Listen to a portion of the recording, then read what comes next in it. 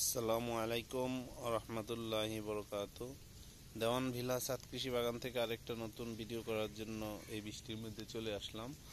আজকে আমি আপনাদের দেখাবো আমার ছাদ কৃষি বাগানের কলমি শাকের ফলন মাশাআল্লাহ অনেক ভালো হয়েছে, সেটা নিয়ে আজকের এই ভিডিও।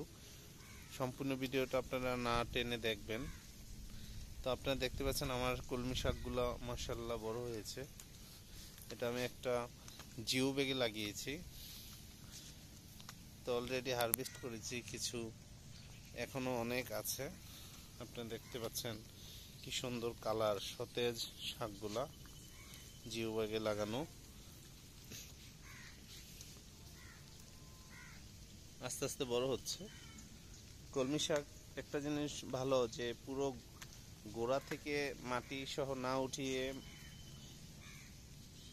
মাঝখান দিয়ে কেটে শাকগুলো উঠালে সেটা থেকে আবার নতুন করে কলমি শাক হয়, যে এরকম এগুলো থেকে আবার নতুন পাতা বের হবে, তাহলে সেটা অনেকদিন খাওয়া যাবে।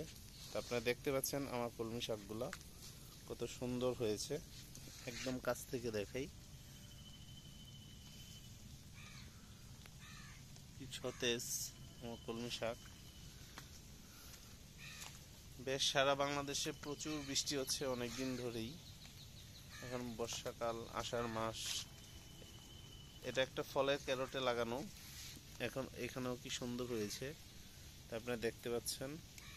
তো আমার এই ভিডিওটা আপনাদের জন্যই। যদি ভালো লেগে থাকে অবশ্যই লাইক দিবেন, শেয়ার করবেন, কমেন্টস করবেন। আমি তাহলে খুশি হব আপনাদের জন্য আরও নতুন নতুন ভিডিও তৈরি করে আপনাদেরকে দেখাবো। তো আজকের মতো এখান থেকে বিদায় নিলাম, সবাই ভালো থাকবেন।